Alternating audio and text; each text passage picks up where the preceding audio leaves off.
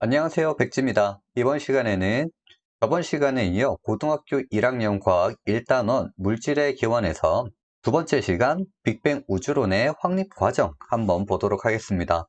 여기 나와 있는 표는 시대별로 그 인물과 어떤 사건들이 있었는지 꼭 알아두시면 되겠습니다.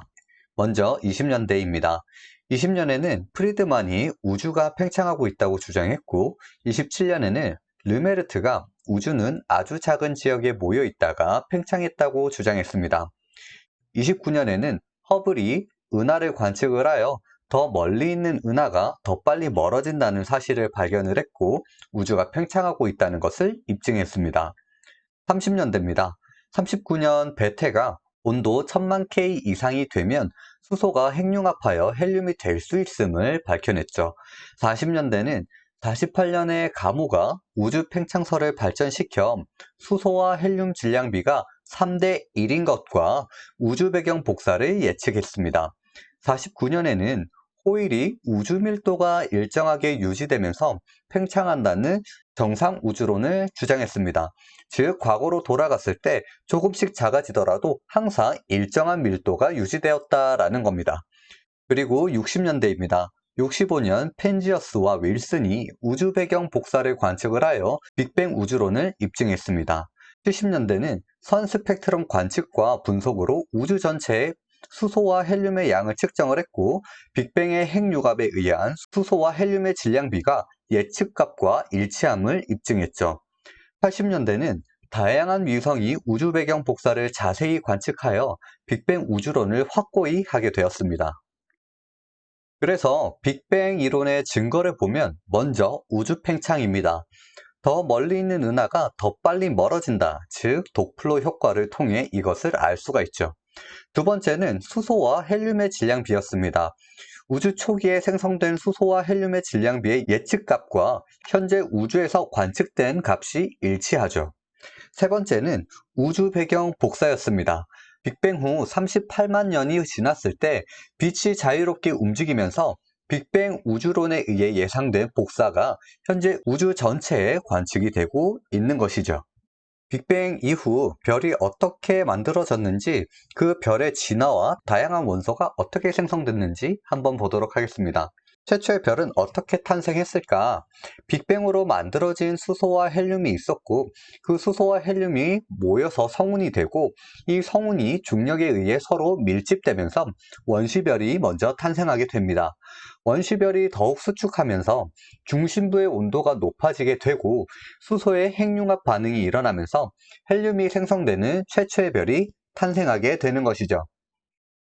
그렇게 별의 중심에서는 무거운 원소가 합성되기 시작합니다. 먼저 질량이 태양과 비슷한 별 한번 보도록 하겠습니다.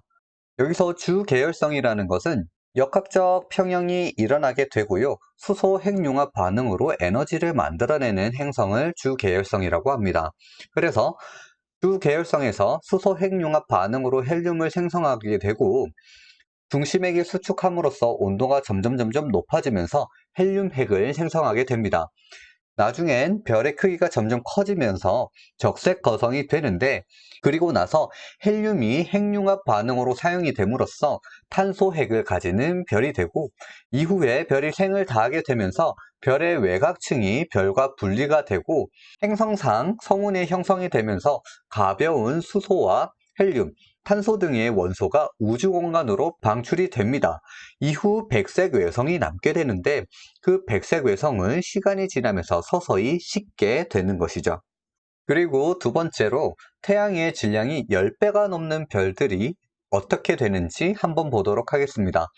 먼저 마찬가지로 주계열성에서 시작을 합니다. 하지만 이미 태양보다 훨씬 더 큰 별로 시작을 했기 때문에 주계열성에서 적색 초거성으로 만들어지게 된다라는 것이죠.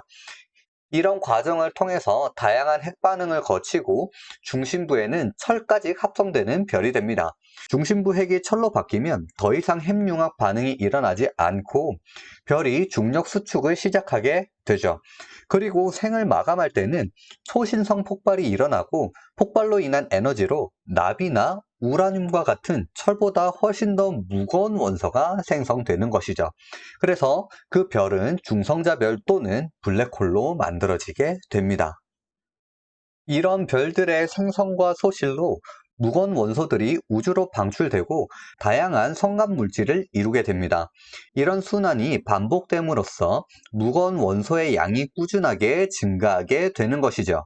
이렇게 우주 공간으로 공급된 무거운 원소 중에 일부는 지구와 같은 행성과 또 다양한 고분자 생명체를 이루는 물질이 된다는 것을 보시면 되겠습니다. 이번엔 우리 지구가 있는 태양계는 어떻게 형성되었는지 보도록 하죠. 먼저 태양계 성운 형성입니다.